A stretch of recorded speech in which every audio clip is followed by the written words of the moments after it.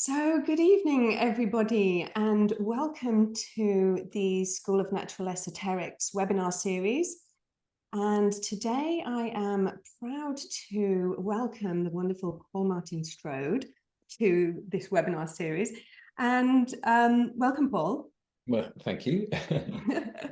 So I do these webinars every month, and I invite esteemed healers, teachers, and wisdom keepers to discuss various aspects of healing and spiritual development and working with plants, most importantly.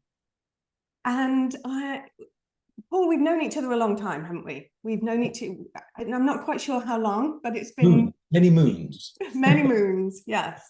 And even though we've come from quite different backgrounds, we've realized that our healing practices have kind of ended up in quite similar spaces. We're both plant spirit healers, but we're all also remote healers, although our practice is is quite different. So quite similar in lots of places and quite different in lots of places. So we have really great discussions all the time about our work and, kind of seeing like where they do different and what we're actually doing in these spaces. Because working in a psychic space, we have to kind of check ourselves all the time, and so we bounce that between the two of us quite nicely. Because working in the psychic spaces, it can be quite tricky translating or deciphering what you're actually seeing, what you're actually experiencing. And so we thought we'd kind of dive into all this and share this with everybody on the webinar tonight. So yeah, thanks for joining me. Okay, so my practice, just to kind of give everybody a bit of an outline of our practices. My practice is that I am a plant spirit healer and a shamanic teacher. And so, but in my healing practice, what I do is I have clients and I cleanse their energy fields, do a forensic cleanse with my spirit team. So I have a team of plant spirits, and we work to remove toxicity, entities, bring the integrity back to the energy field, and help the client to have a clearer mind, access more of their life force, to help the healing process. And I do this all remotely. And my training has been in plant spirit healing and shamanic practices.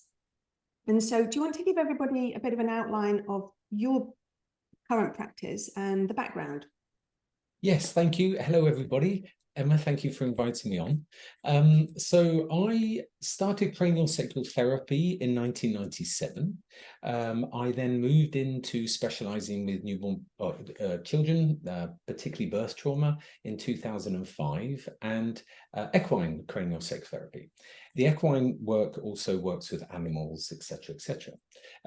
And so I moved into that, like I said, 1997. 1999, wildflower essences entered into my life.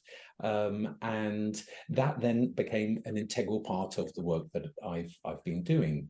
The remote work of, and this is what we're here to talk about, has been, I think, for us both, right, an evolution, a sort of a journey, and certainly not anything different, but a sort of a evolution of our work, hence wanting to share it with each other and to other people about what we're doing, and also the workshop that we're going to be doing. So the remote work is now everything that I do. It has, I have to be honest, it has, I'm questioning all my realities at the moment in and around it. But I'm finding that it is not only for myself, this sort of progression and this evolutionary process, but, with the flower essences and working with nature in this way. And this is what we're going to share and discuss with people, and of course go more into in the course. But that's me. I'm craniosacral therapist. But the more I understand the workings of craniosacral therapist, the more I'm understanding that actually we don't know exactly what that stuff is, and we don't quite know what these fields of energy that they train us to believe is a mechanical thing, It's not. It's an energetic thing that can be felt from here all the way to the other side of the world. You still pick up on these same fields. So I've fortunately been able to carry on the work with babies and children and horses, particularly. And so it's an extraordinary process, this remote work. But that's my background. I've been doing it for nearly 25 years. The fluorescence me deeply to the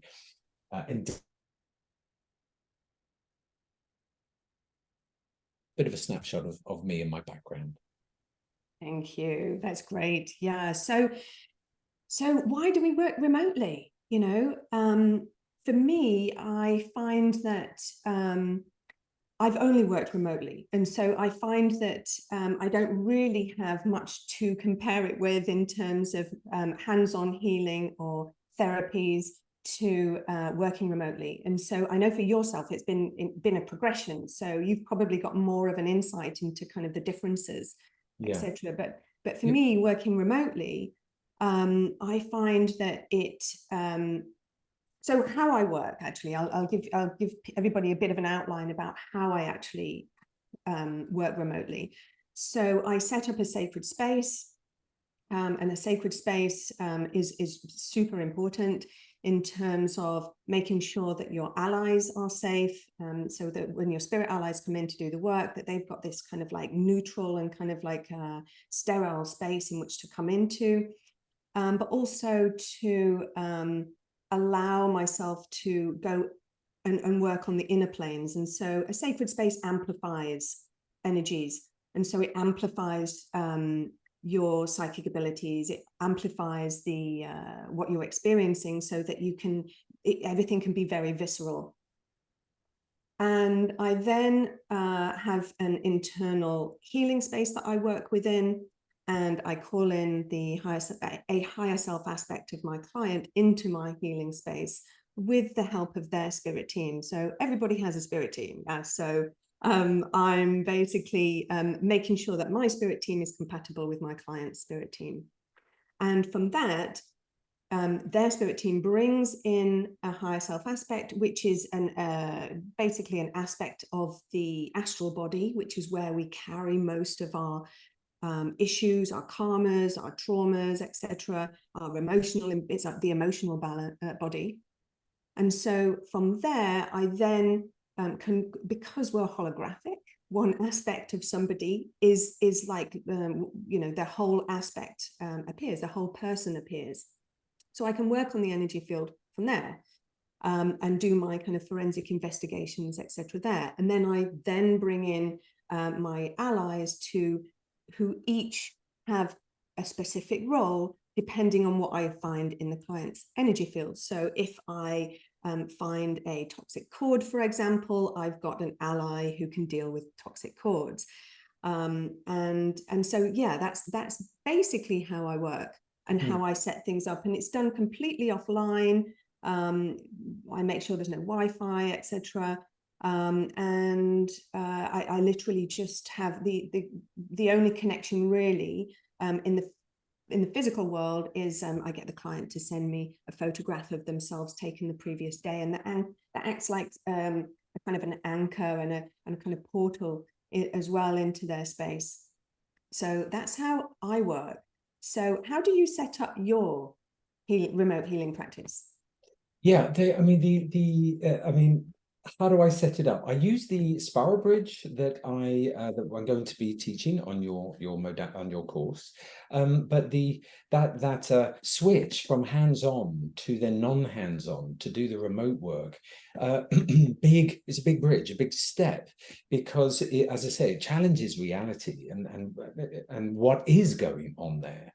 And so the differences of like a hands-on approach that maybe a lot of the people here do and maybe want to understand how they bridge into the remote work brings a whole new vista into it. But so how does that work? You know, when we do the hands-on, I can physically feel the breath of somebody. I can see if their eyes, when their eyes are closed, they're fluttering or whatever. It's kind of more palpable in different ways. It's almost like we're going into the client in a different way. what I find with and that works, right? And what I found with the remote work is that in the qualitative change is that you're able to use your psychic abilities. Of course, you can use your psychic abilities without these structures that we want to share with people. But what it does, these structures that we're sharing today with people and on the course, gives us this sort of arena that we can then look at our clients from a different point of view and enable our psychic abilities to be able to see things. So, for instance, two examples. One, working with a horse recently, Neve, this lovely Irish draft horse, won't let anybody touch it at all. The owner has had this horse for 12 years, and even she can't touch it. So doing remote work in this way is brilliant, because we couldn't get our hands on the horse anyway, right?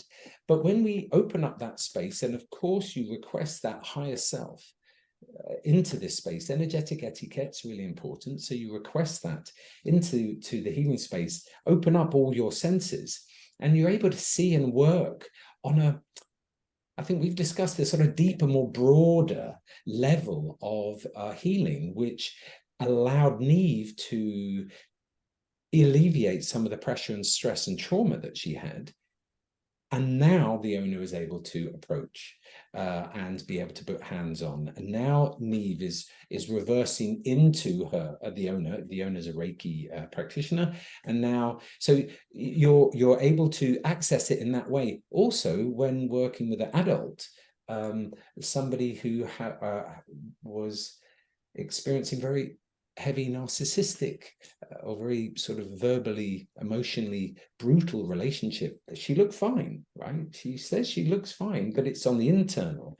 So when we do the remote work, you can get to see this aspect. And for her, that was almost the best bit of the healing, because we were able to see the trauma that was on the inside that she couldn't necessarily present on the outside.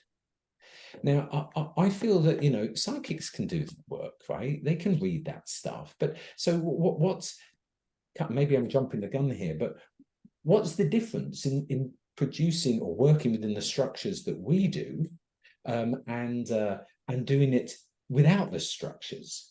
And I think that's a kind of interesting aspect, because I'm sure people who are here have that ability, and almost like, well, why would I need to learn anything else if I can do that? But that's partly why we're here and what we're here to share with this, isn't it? Yeah, absolutely. And we're going to explain what these structures are shortly. And we're going to really kind of like dive into them, actually. But you work online, don't you? Yeah, so how do you set up that right. kind of space online? And yeah. What safety protocols do you build into that? Yeah, well, that's the really key, the safety protocols, isn't it? Because so how do I do it? So with Zoom, we use Zoom as a platform. We use Zoom because it's more of a stable platform. You want that stability to be going through the connection. Aren't happening, like the squeak of my chair that I don't really realize is there until my client hears it. I make sure my apps are off and things like that. So you've created this really nice quiet space and integral space. Then once that's created and invited the client's higher self or whatever aspect, in a wisdom, in a healer, in a guide, whatever that aspect is that my team is saying that we work with, I then invite that into the spiral bridge. And these are astral structures or spiral bridge to create that energetic sterileness, safety, but then nothing can come into this space. Nothing can come into it. So when I'm doing this work from a distance, I feel safe, and my clients feel that we've kind of almost met in a quantum clinic between me and them. And it builds this kind of energetic bridge between ourselves and the client that I think is really important as we do this at a distance. Though distance doesn't really work. That word doesn't really work in remote healing, is it? There is no distance, because it's like they're in the room. But for me, to create a sacred space, not just for them, but for me too, right? I don't want to be doing this work just like hanging myself out to dry. I want to be making sure that, you know, things are clear boundaried. Clear boundaries are healthy boundaries. Yeah. And I find as well that because I take a long time to do a clearing, I can take, 2.5 to 3 hours. When I am doing it remotely, I can take that time. Whereas you couldn't expect a client to kind of be in that space and kind of to sit still or lie still for 2.5 to 3 hours. That's a long time. So I can go much deeper, I find. If I was only restricted to an hour, I could probably only do quite surface work. But because I'm not restricted or limited by a time frame, I can actually, the only limitation really is the amount of energy I've got to do that. Because psychic work, you do burn through a lot of energy. But I can go deeper, and so therefore I can, really help to kind of investigate things, particularly, if it's other life traumas, then that can take time to kind of go into. If you've got to, do timeline work, etc., or soul retrieval, then that can take time for that to come through and to kind of investigate and to work out how to best kind of bring some balance, because everybody's different, every client is different, and every situation is different. So you have to kind of think on your feet a little bit as well. And I learn something new, I think, in every clearing that I do.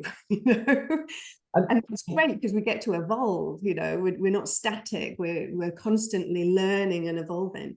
Yeah. So I think for me, like, benefits of remote work are, for me, that is that I'm not limited by time, and also I'm not limited by, when somebody's in the room, they bring with them a lot of expectations and kind of, they want to talk, which is beneficial, and I do that afterwards.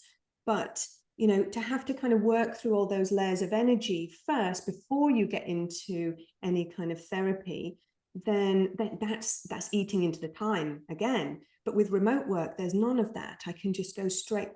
I do find out in advance if anybody's on allopathic medicines, etc., because I'm going to be kind of experiencing their energy field. So, if people have got quite strong, particularly say SSRIs, that can really kind of dampen down things. Or beta blockers, etc., that can really kind of, so it can feel quite heavy in their energy field. So if I know what I'm dealing with, then I don't have to work all that out. I don't have to work through expectations and people's energies of that day. I can just go straight in. So for me, that's a real kind of benefit, actually. Yeah, right on. And that aspect of going deeper, right? That's spot on. So when my clients are on Zoom, adults are on Zoom, obviously I don't see the horses and the kids on Zoom. But I find that on Zoom, I get a 1 page of A4 notes. When they're not on Zoom, if the same person isn't on Zoom and I do it remotely without Zoom, I will have 4 pages of information. And also so it seems to, and no disrespect to my clients, they may be watching now, but you need that, sometimes you need that one-on-one and that sort of one-on-one approach to be able to talk through the stuff. But particularly working with kids and animals, you're right, it goes deeper because you've got more time. And no disrespect to us, but I think we get in the way of our healing process. We may be trying to go down there, but we need to go over there, right? But take us 10 minutes to go over there, if you get me. But when working with the remote stuff, with the clients not there, not in Zoom, purely in our astral spaces, I mean, it's exciting. It's hugely exciting, and I agree. It's like every time you step into that arena, that quantum clinic space, there's something new that comes up, and it's expanding, and like I just mentioned before, it's expanding our journey, our learning experience.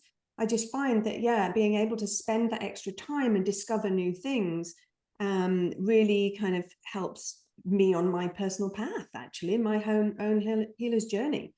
So and then of course it's going to produce a result for the client that is much more beneficial, much kind of like a much more kind of cohesive experience of the clearing that I do. So a much more visceral experience. And of course we don't ever, you know, I check every step of the way, like, is this appropriate for the client? Is this the next stage?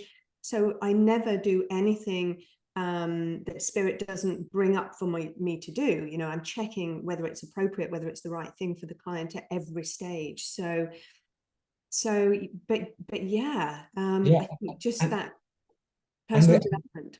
sorry, I know we're so passionate about what we I talk know. about, you know, but within that space, it's not just us that go deeper, it's our allies, you know, the team that, as we'll talk later, but they're able to really bring their full facetedness into this, which I wasn't accessing with hands-on. It really takes it to a different level, dimension. Yeah, so let's talk about plant spirits, because we both work with our plant spirit team in this realm. So yeah, so for me, I don't run as big a plant spirit team as I used to. I've you know, my kind of work with my spirit team and my plant spirit team itself has evolved, especially the last few years. You know, it just seems to have kind of gone in a really interesting direction in terms of I don't need to work with as many spirit allies as I did before, and how they actually work is quite different as well. So I'll find that sometimes my plant spirit team will just kind of like merge into one consciousness, and I only have to really deal with one person. So we're kind of like learning how consciousness works on those metaphysical levels as well, aren't we? We're kind of, you know, it's kind of, you know, learning how those spaces actually operate, how they actually kind of allow, how energy transforms, and how our plant spirits work within that and in co-creation and interaction with our consciousness. And I think my plant spirits are finding that they get to evolve too, you know, so it's really good fun. But yeah, what I've found is that, yeah, I don't need as many allies. Maybe, so I basically only probably work with about 5, whereas before my plant spirit team was about 12, 14. So it just seems to have evolved into a space where they can actually do a lot more of the work than they had previously been able to. It's like they're learning and evolving, and so they're kind of slimming down the number of beings I have to interact with, which helps me. You know, it makes my work quicker and more efficient. But how I actually call them in is that for me, my spirit team is kind of, I call them in when I'm calling in my sacred space. And then my spirit team, some of them work through kind of like they actually appear in my space. They're there with me in my space, or depending on what they are, they actually work through what they call a telesmic image, which is a kind of like an image, a form that they've given me through which they can work. So because one plant spirit comes to mind actually is vervain. So vervain operates from such a high vibration, a fine density, that to actually come down and operate in this kind of physical world and through the astral space, it needs to kind of have some kind of form, and so it appears as a particular bird to me, which is strange, a plant spirit appearing as a particular bird. But that's the kind of frequency, the kind of like almost like a kind of a membrane, if you like, for the consciousness of vervain to come through. And what that does is allows them to kind of refract their consciousness into the astral space in a way that is kind of, because they're coming through me, they're coming through my consciousness. So it's just a way for me to really kind of instantly tune into their frequency, and for them to come through and do the work that they need to do. And vervain, as you know, vervain is just like such a magical plant anyway. So teaching me all these kind of magical ways of working with plants is so exciting. because vervain has all of the elements, you know, equally expresses air, earth, fire, and water all equally. So that's why it's such a powerful healer in the physical world, yet its consciousness lives on a really, really fine vibration. And so it needs this kind of like this kind of jump off board, if you like, this image, this telesmic image into the astral space. So but then other spirit team allies, they just kind of appear as they are. I mean, they're coming through my cultural filter, they're coming through my consciousness, but what they carry within their morphogenic field, I perceive and pick up on and interpret into an image in my mind's eye. And then I can watch what they do as well. I like to call in my allies to say remove or repattern something in my client's energy field. And I like to watch what they're doing. So I get them to make sure I can see what they're doing, and so that I can learn as well. And then sometimes I can, my higher self can take over some of that work to relieve the burden of work from my team. So it's a constant kind of looking after each other and teaching each other experience. And I think this is how it has to be, really, because we have to be constantly evolving, because humanity, human consciousness, collective consciousness is constantly evolving. So we need to evolve as well, and keep up that way. And so when we've got allies that are connected to different realms, the way that the plant spirits are, then we can kind of keep on top of that. So keep ahead of the game. Well, and I mean, how I've got to know you was originally through Shamanic Lands, the conference, which is fantastic, connecting us to our indigenous roots, our pre-Christian heritage, especially of this land, of the UK, that is, but worldwide. And then plant consciousness, that was fantastic, with what that brought together and what that brought together. And now the School of Natural Esoterics, that there's this, you can see this progression, this evolution of your own journey, and it clearly is reflected with the flower essences and the way you're working, because you've been working in astral spaces for a while, right, alongside of all this, or has that just been more recently, the astral stuff? It hasn't been... No, yeah, I mean, I've been doing my remote clearing and working in that way for a long time. The progression from plant consciousness to the School of Natural Esoterics has been just a personal progression, because when I've been working in those spaces, when I started working in with remote healing and in healing spaces, etc., I wanted to know like what was going on, how things were functioning. I like to know, I like to kind of be in the know. So I want to know how everything works, how I've moved from working with physics in the physical world to metaphysics. I want to know what the differences are. And so I've studied it. And I've looked at great people and studied Rudolf Steiner, esoterica. I've studied inner traditions of magic. So, and all of these different kind of traditions have really kind of explained how things work, what's happening on a consciousness level, what happens in those astral spaces when you are interacting with other beings, all this kind of thing. So yeah, it's just kind of it's just been a progression, really. It's like, working with the plant spirits, the cornerstone of my work.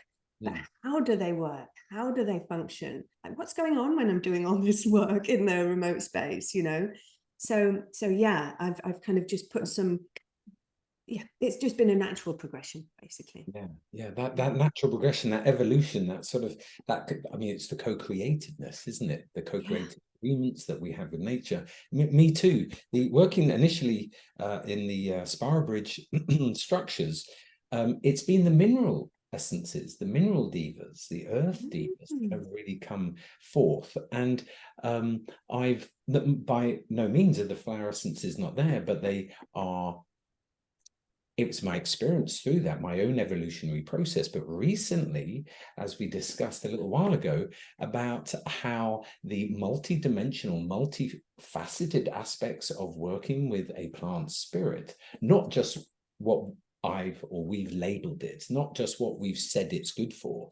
It's almost like when recently I've discovered, again, working in the remote space, it's done this, is that also inspired by your work and experiences working in the remote space with nature spirits and flower spirits, is that they've come forward. It was almost like they've shaken off this label, the box, literally in a box, and bringing themselves in multifaceted, meaning that our own experiences with, say, bluebell can be different but same.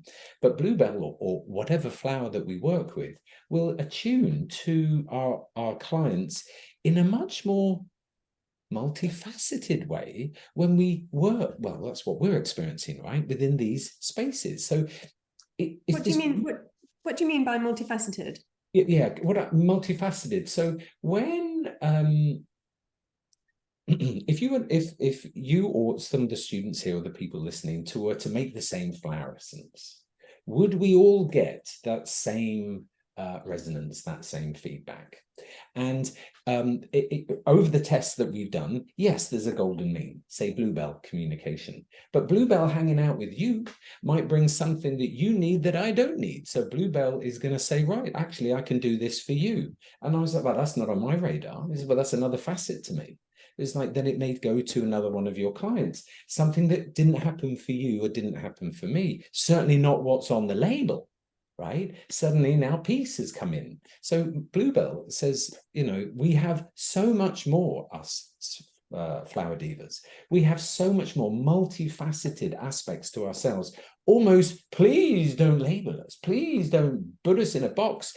And I feel our progression into the working with these astral structures allows them to be multifaceted, allows them to come to the table in their full regalia and not just a stripe here or two of whatever it is that we've picked up on. So yeah, absolutely. That's what I mean by the multifaceted. Yeah, and I understand that as so we've all got unique energy fields, and so when you combine a plant spirit with our unique energy fields, you're going to create something unique between the two of you. Nice. And so for plant spirit healing in general, when people are learning plant spirit healing and how to work with plant spirits, that's one of the main things that comes through, is that the plants, you and the plants, create this co-creative partnership where not only your unique medicine gets revealed, because the more you kind of cleanse yourself, the more you work with plant spirits, the more your unique inner healer is revealed, because we're all different. And so all of our work can be kind of like molded and shaped into our own unique kind of experience and our own practice. But the plant spirits also get to kind of create and discover new facets of themselves in that partnership. And so together you create something that's unique between the two of you. And, that's what I think is just so beautiful, because nature's so creative. So we get to be creative. And that's why plant spirit healing or working with plant spirits just kind of can be blended into so many different modalities, like craniosacral therapy, Reiki, I know a masseur who brings in the plant spirits and channels the plant spirits, or yoga teacher I know who makes her yoga sessions all very kind of ceremonial to do with plants. It's just, our imagination and the imagination of the plant spirits is the only limitation, really. Yeah, imagination, isn't that just, you see, we don't use the word just, because that just sorry out of it. No, sorry, but imagination, right, is such a cool bit of kit. What did Einstein say about imagination? Imagination is more important than knowledge, because knowledge is finite, where imagination embraces the whole world, stimulating progress and giving birth to evolution. He never came to any one of his decisions, so he says, through intellectual reasoning alone. It's through this beautiful bit of kit, the imagination, and that's this interface, this co-creative aspect, really, really important. It's magic, and in ways, this is what we're doing, is reinvigorating, bringing sovereignty back to ourselves through magic. And magic works, and these guys, through these structures that we hope to share with people, spiral bridges and the astral structures, really work with that, with a couple of other things. You need to come on the course to learn it, right? But really important. And on top of that, what you've said too is the co-creative agreement. It is so important, and I don't mean to get heavy with this, but everyone's been through what we've been through in the last couple of years, right? And this collective consciousness that we're all a part of, because we're all humans, has been affected by it. And not just recently, through eons, fear has been used in a massive way. This discord, this separation between ourselves and this beautiful thing that we are from. You know, we didn't come from anywhere. We've grown out of this web, right? But this co-creative agreement, which is such a big part of what we both do within these structures, we hope, but we think it's right, that it starts to weave this connection back to the sacred again, our connection with nature. So above our own evolution, above all these other aspects about I and what it will do for me, it's what we can do together with nature, because I'm hoping by every light that we switch on, by every time we turn our spiral bridges on our astral structures, that puts another light weave back into our connection across this gap between us and nature, hopefully healing the human collective consciousness, because surely nature is at the heart of all of our healing. So really important, that co-creative part of what we do. Yeah. And so coming back to the imagination, okay. Forgive me, I spiraled out there, dare I say. You spiraled off into the cosmos there. Yeah, bring it back, anchor it in, yeah.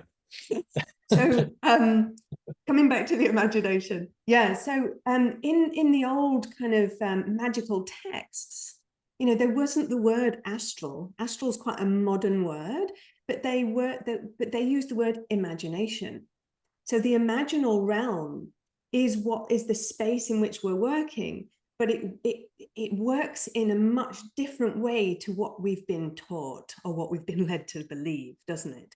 Yeah. So just as shamanic journeying, when you're doing a drum journey, a guided drum journey, you use the faculty of the imagination to be taken and guided through a particular pathway into an inner space, and then through the imagination, and then it just kind of takes on a life of its own, and things start to happen in that space. And so that might be coming from your subconscious, but is also influenced by the intentions and the beings that you kind of are traveling with, etc. So it's kind of like a kind of a melding of different consciousnesses in the imaginal realm.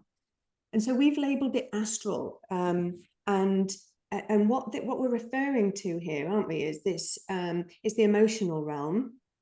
So, and there's different kind of frequencies of emotion, as we know. We've got our kind of our lower kind of vibrations of emotions, and these are the more kind of like destructive ones, the more painful ones that shouldn't be shunned at all, need to be explored. But these are kind of expressed in the astral as the lower astral, or as Rudolf Steiner calls it, the eighth sphere. And so it's this kind of it's this space that is kind of like shadowy, and it's full of kind of the parts of us that we've neglected or cast out or want to forget, or we're embarrassed or ashamed about, and actually that we've lost parts of ourselves in that realm. And so this is what soul retrieval is, and kind of all of our healing work is about retrieving and kind of integrating those kind of like aspects and shadow aspects of ourselves, and which all the plant spirits help us with. And then you've got your kind of the upper astral. So you've got aspects, you know, kind of like the higher frequency, not higher necessarily, but more kind of joyful frequencies of emotion. And so the astral space kind of encompasses all of that.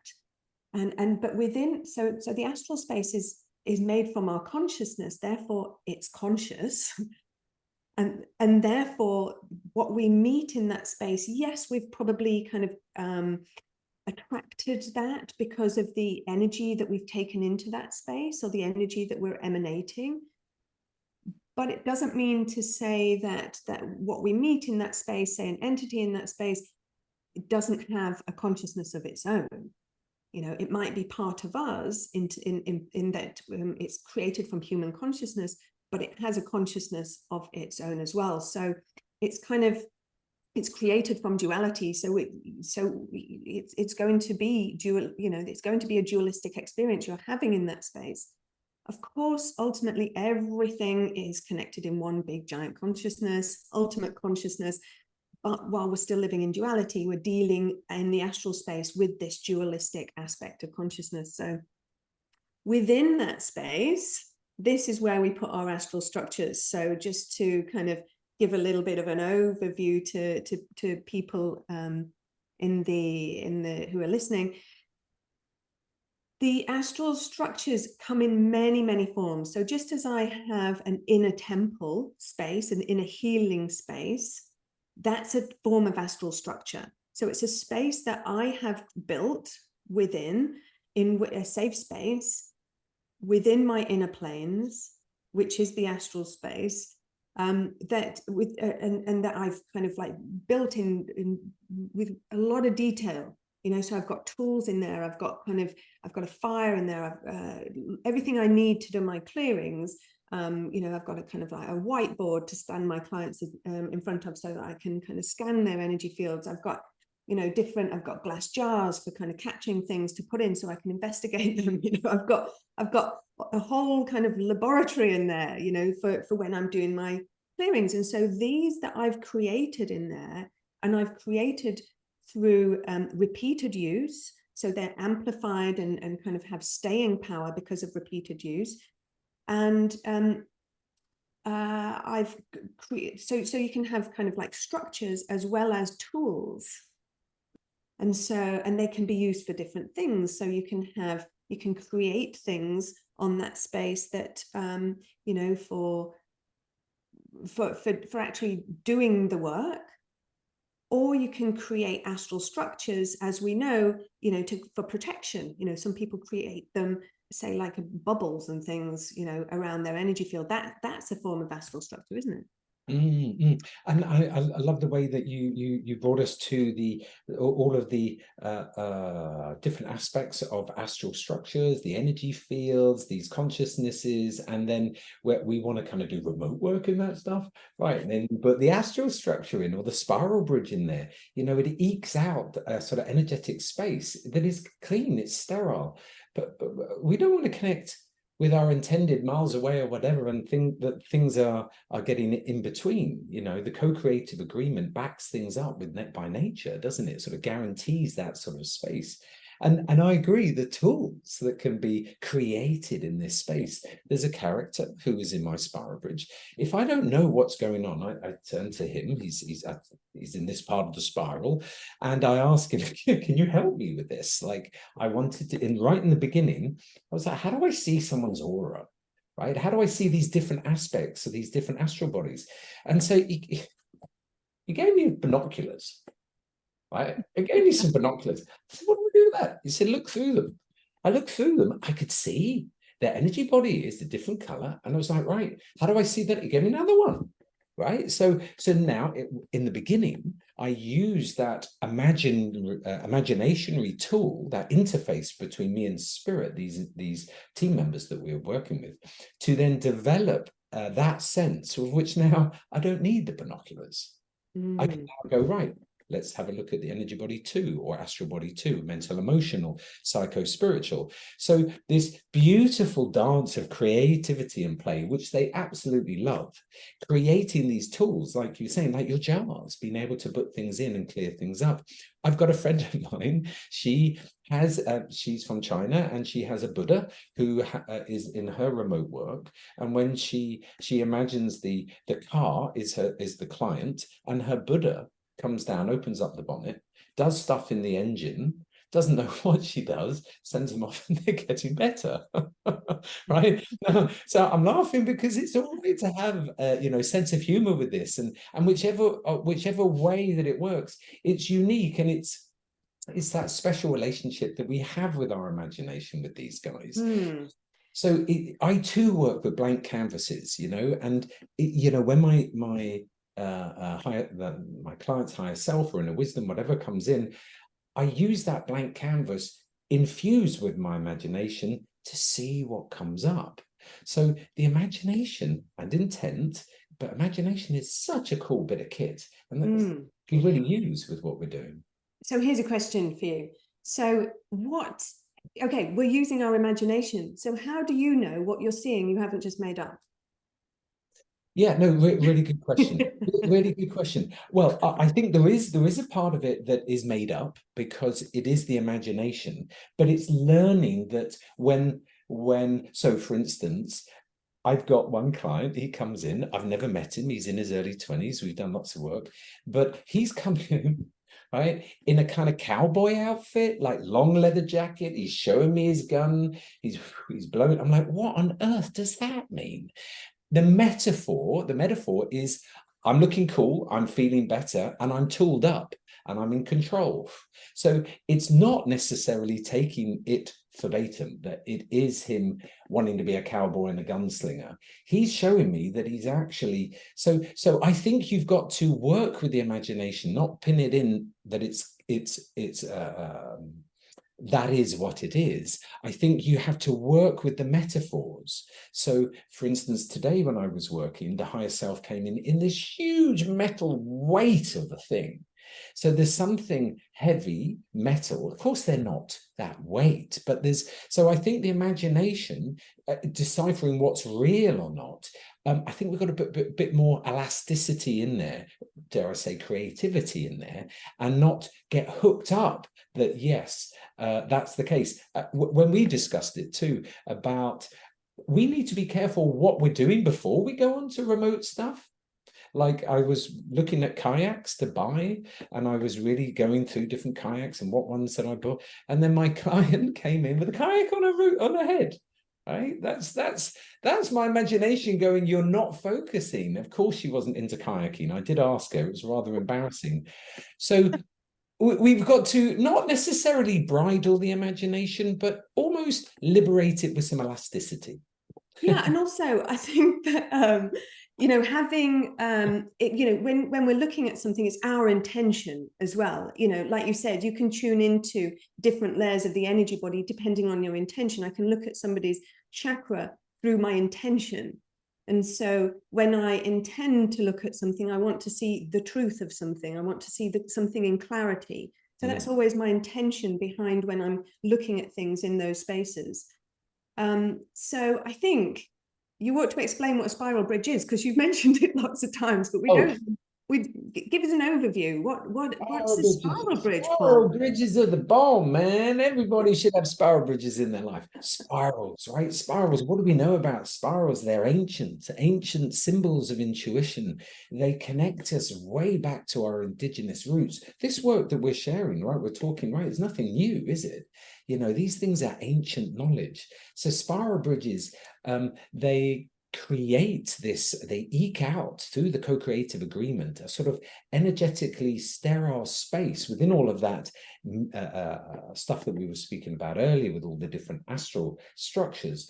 But I found that, and it's come through working my work with, I've been studying Druidry and connecting back to indigenous roots. And the deeper I got into that, particularly the ovate level, which is the healer level, the spiral, can I say technology? It's a bit techie, is it? The spiral magic is something that, look, it's on Newgrange in Ireland, in some of the stone circles, that if when you look at a spiral in a 3D format, the energy movement of it, the way it moves, is creative in itself. But once we get the co-creative agreement in there and we infuse it and we put our own signature in there, the spiral itself seems to amplify work. It seems to clarify. It gives us this focus protection. When we look at, if you look at the sort of top of the spiral. Sorry, just to say, so the spiral bridge is like, it's an astral structure, it's an astral form and tool that you use, and then you bring in your spirit allies into. Yes, exactly. Yeah. Exactly. And so not just into, but they actually help to create the actual structure itself. Yes, through the co-creative agreement. Right. Okay. That's the magic. That's the magic. We're working with magic. Sacred space is magical space. Mm.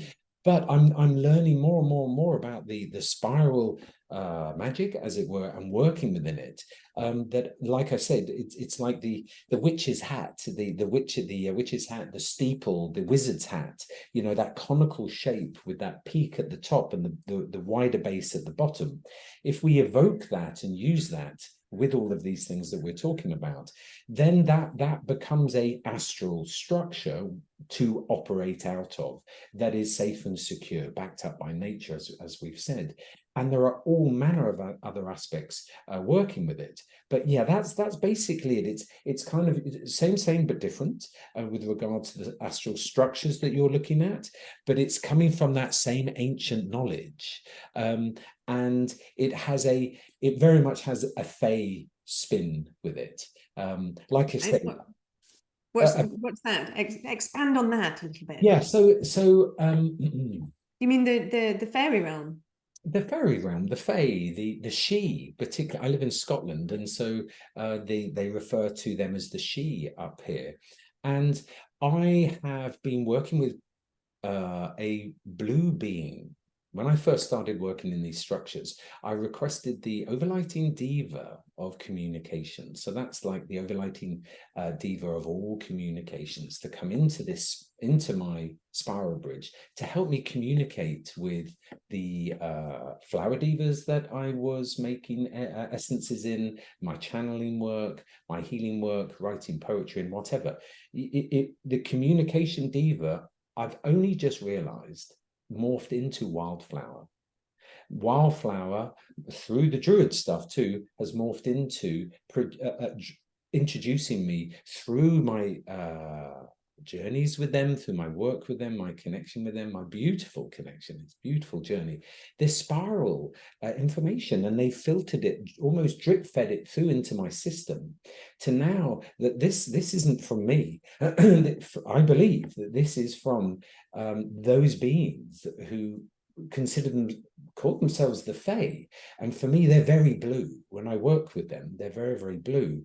So these energetic structures, spiral bridges, come from the Fae, come straight from them to me, through me, to share now, because of all of the stuff that we've been speaking with, the separation, the expansion, the evolution, but also with them. So that's what I mean by the Fae, and Wow. how they inspired it. Yeah. Wow, that's so beautiful. What a beautiful evolution from wildflower essences into this way of working, and then being able to bring that into your healing work. You know, that's so stunning. Yeah, right on. And thank you. And and Wildflower, I didn't realize it. Of course, it's the fairy world. It's flower spirit. It's plant spirit healing. It is what they used to do. It's what we used to do before the big major religions steamrolled into things. You know. So, and I think right at this time, with what we're all going through, nature really is saying, "Hey, come now, work with us, connect with us in the old ways." Yeah, absolutely. But bringing it into a modern context, you know, because it's all explainable with quantum physics and metaphysics and, you know, spiritual science, as Rudolf Steiner calls it. Yeah, You know, quantum entanglement. it's all, yeah, all of that. So yeah, one thing one astral structure I'd like to share with everyone here, actually, that I use a lot, and is really useful. And you might already know it, actually, because people kind of use it a fair bit, is filters. So if you're kind of feeling that you've kind of feeling a bit energetically grubby, you've been into town or city, and you get home and you're like, oh, I could do with a salt bath or something like that, but you don't have time. What you can do is use an astral filter. And how I do this is that you just create within within your mind's eye a fine filter, and it could be made of anything like a flat filter, could be made. I use silver or mithril because I love Lord of the Rings. But mithril does exist on the inner planes, and so I imbue this filter with those qualities of those metals. And silver works is a really purifying metal, and I make it really fine, and I just pass it through with the intention to remove any kind of toxicities that I don't need in my energy field. I pass that filter through my energy field, and I see it gathering up anything that I don't want in my energy field, and I kind of gather it up at the top. I create a fire in my mind's eye, or some way of disposing of it. You can use anything, but you have to dispose of it. You can't just put it into the earth necessarily, depending on what it is. That's a whole other thing. But a general rule is to kind of have some waste disposal unit of some kind, and a fire is the best transformer. And put that filter in the fire. And if you're kind of doubting that, you can do it 3 times, and you should start to feel better. But don't take your mind off. When you start taking your mind off that filter and you start thinking about something else, that filter's not just going to do it on its own. You're doing the filtering, you know. So the moment you take your mind off astral structures, some of them, temporary ones like that, will just start to dissolve. So you have to be a little bit focused, and this is where a little bit of mind training and meditation comes in. But yeah, just pass it through your energy field. But the key is to program it to what you want to filter out of your energy field. And this only works within certain within certain boundaries and limitations. You know, your general kind of toxic psychic debris, you know, etheric mucus, perhaps the etheric microentities, you know, etheric parasites, that kind of thing that are everywhere. You know, you can program it to kind of release those and to capture those from your energy field, and just put them in a shaman's fire. So that is a kind of a really typical example of an astral form, an astral structure that you can use as a tool. Nice. So yeah, you can use that one from now on, Paul. Yeah, no. we use similar things, but I hadn't necessarily put them in that worded. But that's great, isn't it? And what you're saying is it's the intent again, this wonderful word intent, that sort of programs it. Yeah, so I think we have we're coming up to 8 o'clock, so it's time to move on to our Q&A. So yeah, we have, is there anything else you wanted to share with everybody about what you think might be useful for people to know about our remote healing before we move on to Q&A? I think the aspect of, again, why the astral structures, these spiral bridges, these things that we create co-creatively, are additionally important, is because when we experience maybe negativity from other people, or we're in a sort of bit of a gunfight with other people and we're not sure what's going on, maybe relationships, maybe work or whatever, I think that sometimes how do we get out of that shower of bullets or hailstorm, right? And again, these structures it ekes out this space, ekes out this sacred space within space and time, so we can use so we can use these structures to almost step back from that battle line, to lick our wounds, to heal, and also to see aspects. So sometimes when I've got impaled on disagreements or arguments or whatever, it's almost like it's almost like it's got caked into my energy field and I can't get rid of it. So I think another thing that we can use these astral structures for is giving us some time out to be able to tend to our opportunities of health, or wounds or pain body, to be able to then come forward in a more healthier way, in a more healthier way. Yeah, beautiful. And then that makes us stronger healers, you know, because we have to look after ourselves. So some astral structures and forms I only use in my clearing spaces, just to kind of make sure that I'm energetically robust, you know, because we go through kind of ups and downs as healers, you know, we go through energetically, you know, where we're on form energetically, and then other times we're kind of like, we're going through stuff, you know, we're human. So yeah. We need a bit of kind of backup, a bit of reinforcement sometimes, just to kind of, you know, give us the energy and the protection and the kind of the clarity that we need to perform and do our work. Yeah, I mean, because it's not just all for our clients, right? It's, you know, we can get these structures programmed or invited, set up that we can receive healing. We can receive healing individually. So it's, yeah, they're cool bits of kit. Yeah. Great. So, okay, so let's have a look for the, okay, we've got lots of questions. So Okay. I will field them.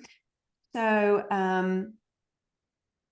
Saffron is training in biodynamic craniosacral therapy at the moment and is asking, is distance healing possible in this field? Well, yeah, that's, oh, biodynamic craniosacral. Is that different, Paul?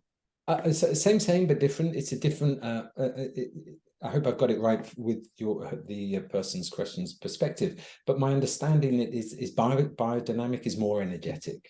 It's as opposed to the more hands-on, clunky, clicky aspects that can happen. And so the question is, does it work within it? Yes. So to answer that question, I've got a healthy skeptic and a healthy cynic that has really needed to challenge this work, right? Because I don't want to be peddling placebo or pulling the wool over anyone's eyes. I don't want it to be psychosomatical. I just don't want that. So in the work that we do with cranial work, whatever modality, we're listening to expanding and contracting energy fields. And to the person who asked the question, you can connect to the person through those fields from a distance. So I will imagine that my hands are underneath the ankles, if that's how this person does it, the same thing. And I will use my hands in exactly the same way. As we cranial people are taught to listen and follow, we do the same thing. Some people in the cranial work, when they do remote work, have a teddy bear. And then they do it on the teddy bear. I just couldn't do that. Or a doll. I just imagine that they're there, right? So yes, and how do I know that works? Is because I say to all my clients, don't tell me why you're here. Let me use my cranial fields. And I tell you, 99%, we get exactly what's going on with that through the fields. Not psychic, not audio, not sensory, just through the quality, rate, amplitude of those fields. So yes, that's what I'm doing. That's what I'm doing. Absolutely, you can. Absolutely. Oh, thank you. Jennifer's asking, must the client and practitioner be practicing the healing work at the same time, or can the giver offer it at their best time and trust that the receiver will absorb or utilize what they need of the energies? Okay, so from my perspective, I inform my clients when I start. I always start at 8:30 in the morning. That's my kind of slot because I've got a really nice and clear mind. I don't turn on the Wi-Fi or anything or look at computers before then, so that, like you said, what you've just been looking at can influence your mind. So certainly not scrolling through news feeds. And then so the client, and I advise the client to be at home or in nature, because everybody has different sensitivities. Everybody reacts differently to this work. And so it's a good idea that the client knows when, of course, when it's happening, and that there's somewhere where they can at least lie down or sit down in peace. So, and to be on their own as well and not around lots of people, I think is a good idea. So it's not yes, there's an element of trust that the receiver will absorb or utilize what they need of the energies, but it's more a case of, will they actually integrate the work that's being done? Because of course any client can reject the work, you know, if they're not open to receiving the energy field clearing or, you know, the cranio, then they just won't. We are masters over our energy fields, actually. So so the client has to be receptive, and then they will just, what has been done, the work that's been done will be integrated. But of course, there is an integration process. It's not all instant. So for my work, generally the first few days, people can feel tired and can feel kind of emotional.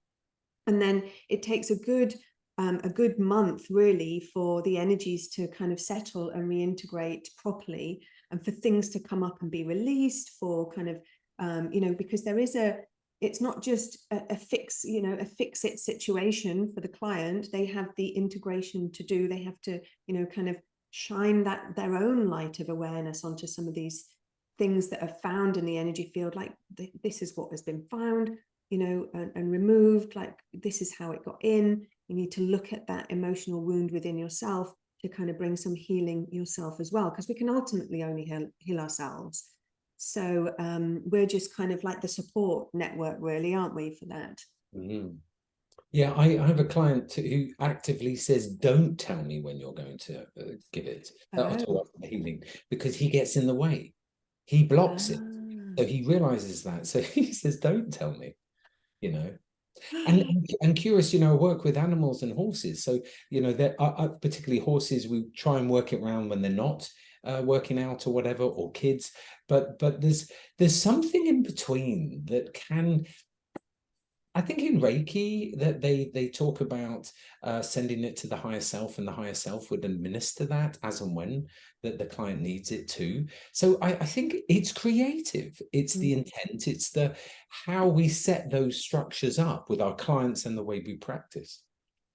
But also working with children. I love working with children because there's none of that interference.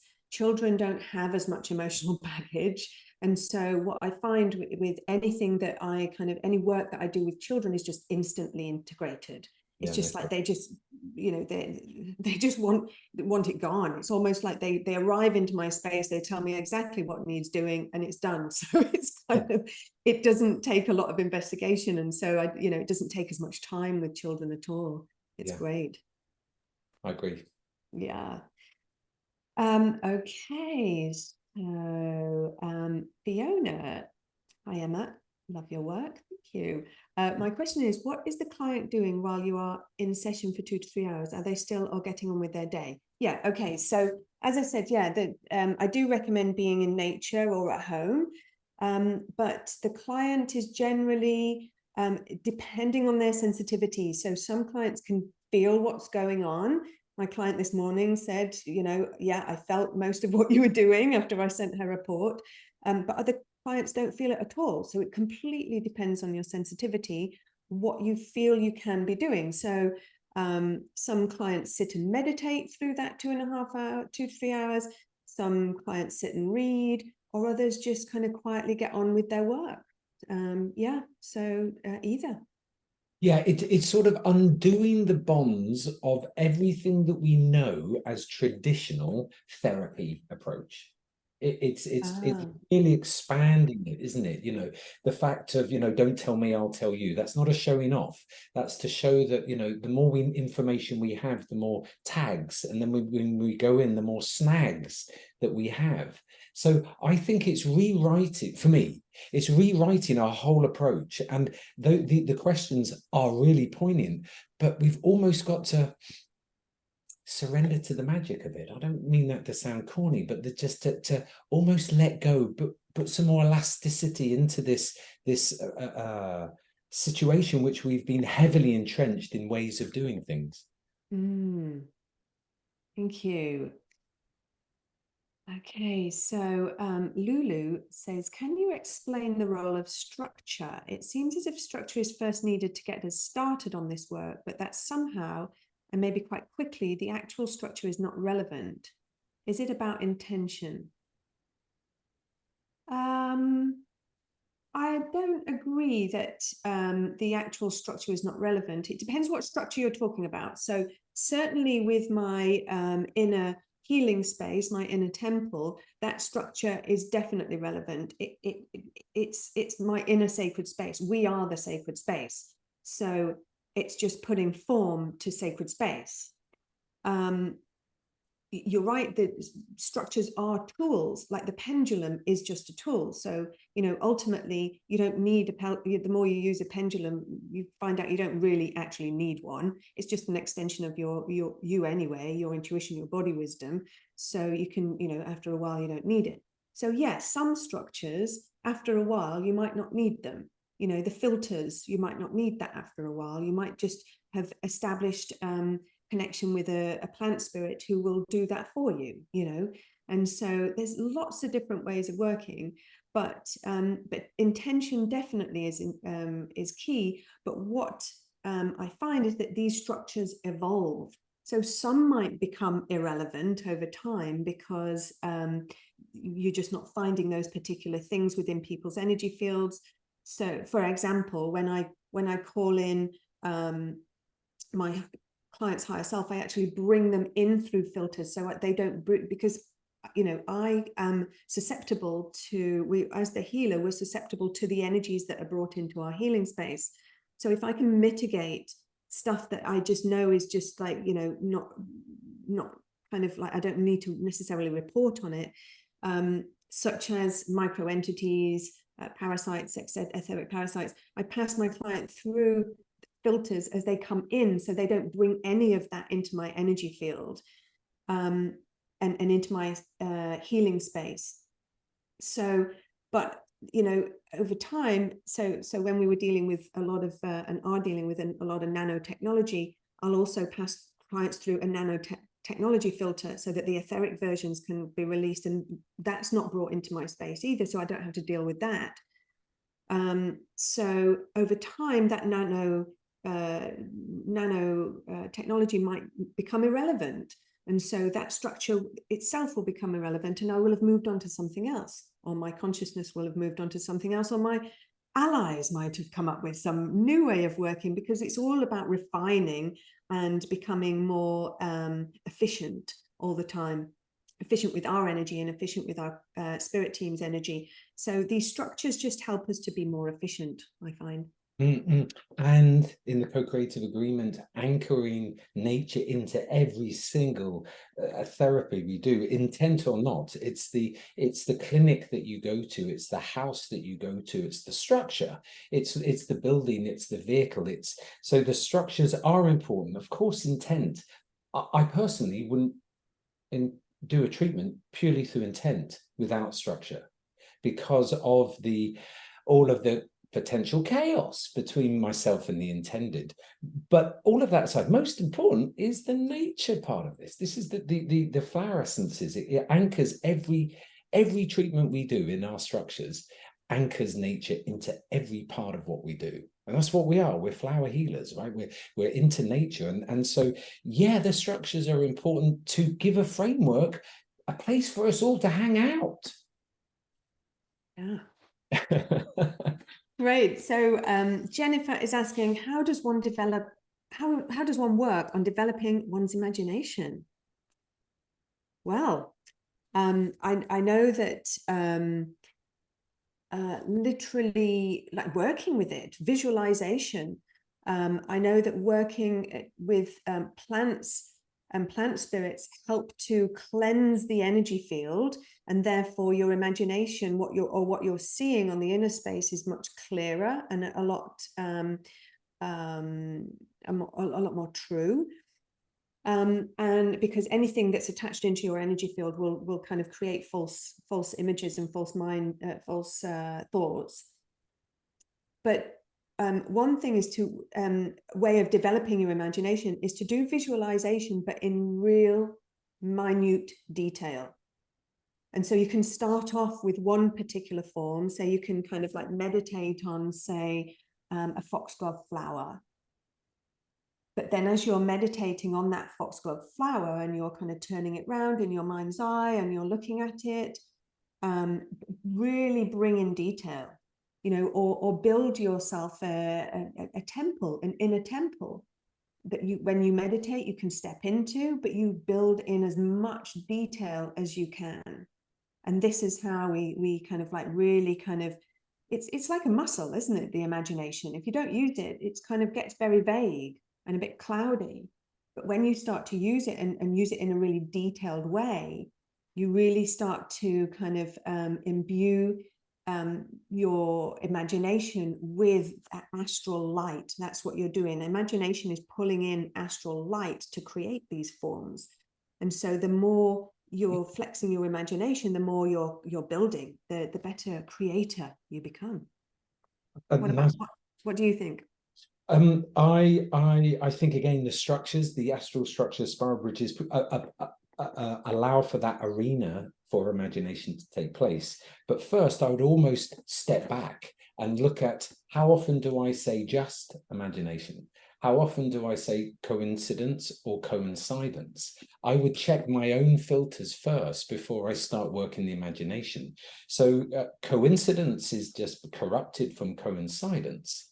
Coincidence is this kind of slapdash thing that just happens, right? But the same spelling is actually a mathematical term for a mathematical equated place where 2 points meet. So when we go into the work that we both use, the blank canvases and stuff, that coincidence, that suddenly something comes onto that blank canvas, actually isn't just a coincidence. It is something. So it's working with the imagination, sure, with the muscle and the tools, but check our filters first to how much have we buckled it down, how much have we weighed it down, and how do we help ourselves liberate ourselves? We liberate ourselves with the imagination by choosing the words that we choose, because words are spells. So that very word, just, the imagination, pulls the plug out of the magic.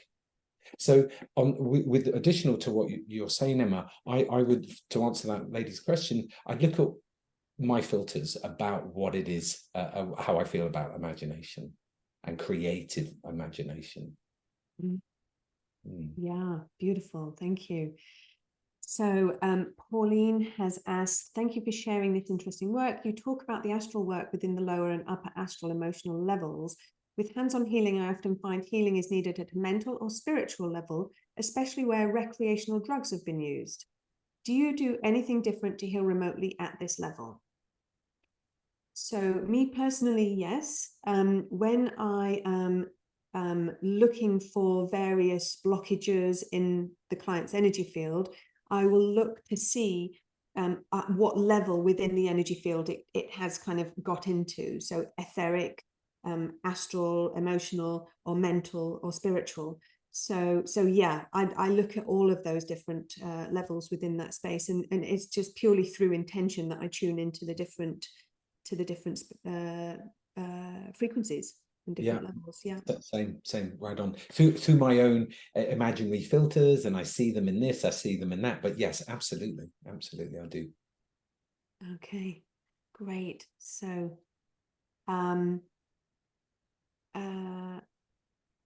so Jennifer says, thank you for answering my question. And I wonder, when you do have sessions that last more than an hour or two for you, do we advise them to take a good amount of time to rest? I'm not sure I understand the question, but yes. Okay, I think I understand. So yeah, I always, and I think I might have mentioned it, I always advise my clients to take the couple of days after a clearing to actually have time to themselves to rest and just be in nature. Because like I said, the first few days, people can get emotional or can get quite tired. And the older we get as well, the more of a reaction or a kind of an effect, if you like, or a releasing process seems to happen. Some people can just feel really high for 24 hours and then crash. Some people can just go straight to sleep and just have a really long night's sleep. Some people can feel quite emotional. So people are different. So yeah, having that space of a good few days around a clearing, for me, that's what I advise my clients. Yeah. Yeah, and again, it's good advice, isn't it? It's for me, again, we can work it in different ways, but for me, for me, the way I do it is I'll do a follow-up in 4 days' time. I want to one, to touch base with them, one, to see how effective has it been, has something come up for them, but of course, and also that door is open for them to talk to me. But yeah, offering them that drink lots of water, time out. If anything comes up, have you got your own spiritual practice? Sure, lean into that. I'll touch base with you in 4 days as a checkup, follow-up. So yes, I think, yeah, working it a little differently, but same. Yeah. Great. So Holly says, first of all, this workshop has been so wonderful. Thank you. 2 questions. 1, I always protect myself with an energetic boundary of some kind at the start of the day. Do I need to top it up throughout the day? How long does it last? What impacts its protective qualities?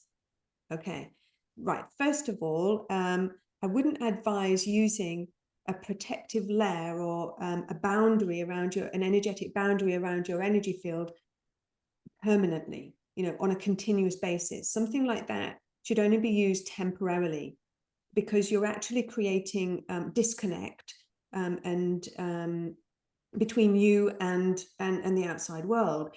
What I suggest is even better is to strengthen your energy field. The more our energy field is strengthened from within, the stronger our boundaries become naturally. And we strengthen our energy field through meditation, strengthening the chakras, keeping the chakras clean, keeping our energy field clean, energetic hygiene, all of this, doing our inner work, integrating our shadows, so that we don't have these holes in our psyche, because the energy field is the psyche. So, if we've got unintegrated parts of our psyche, then we've got holes or gateways in our energy field that can be infiltrated by things. So the more we just do our work, our inner work, the better. However, temporarily, yeah, some of these structures and these kind of protective boundaries are useful. Geodesic sphere, I use sometimes if I'm going through something where I feel I need some extra kind of protection, but how long does it last is how long you program it for. So that's up to you. So that's it. So as soon as you've done that kind of boundary around your energy field, like whatever, kind of a sphere of mirrors or whatever you're using, but you have to program it, because as soon as you take your attention away from it, it's going to dissolve. So you need to program it with how long you want it to last. What impacts its protective qualities is we only allow things into our energy field if we've allowed it in some way. We've allowed ourselves to get triggered. We've allowed we've got off kind of center. We've been knocked off center, or if we have not integrated, stuff in our, like I said earlier, our issues and our wounds, if they're not integrated. We need to know ourselves. That's the beauty of it all. No matter how much protective work we put, or boundaries or protection we put on, stuff can still get through because we allow it through, because that's nothing is like lead. So yeah, anything to add to that, Paul? Yeah, so I would almost turn the question back and say, if you, with respect, if you're needing to run protection constantly and you're finding it dipping, I would, of course, we're not going to do this now, but if you were in my clinic space asking me that question, I'd be asking, what are you trying to protect yourself from? What is it that I don't think we should be running protection stuff necessarily all the time, because of it's what you just said, is basically looking at the opportunity that what is it that we feel that we need protection from? Well, that is the opportunity to be able to heal it. That's where that energy gets in. It finds the weakness or the opportunity of health. So with the lady's question, there is clearly an opportunity of health coming up. But personally, I would really question for myself to have protection on all the time. And if it's going weak, there's something that that's where these structures are really good, because you can then retreat back into them. They're up and running. Look at where the opportunity of health is, or the pain body or wounding. And then once you come out of those energetic structures, you won't need the protection because you're all right. I mean, that was a very sort of quick, sweeping comment of it, but that would be my sense of it. I don't think she's doing anything wrong, but that sounds draining in itself. Okay, thank you. Great advice. She also says, I also do this for my son. Can I work with his spirit team to protect him? He can't give me permission, obviously, because he can't speak. So yeah, you could, of course, you can work with his spirit team. His spirit team are probably already protecting him. Yeah, absolutely. You are his guardian. So until your son becomes an adult, you are looking after him energetically as well as physically. Yeah, and there are other ways of feedback tools. If her child can't speak, there are other ways of getting information back. I don't know how old the child is, but it's really important to gain access and to request permission, energetic etiquette. You know, I've had clients say, "Can you work with my husband?" I said, "Does your husband want the treatment?" He says, "No, but he could really do with it." There's no way. Just you cannot do that. So it's a different situation with this lady, but there may be other ways to get communication back. I don't know where her son's at, but yeah, get creative again, isn't it? Lateral, expand,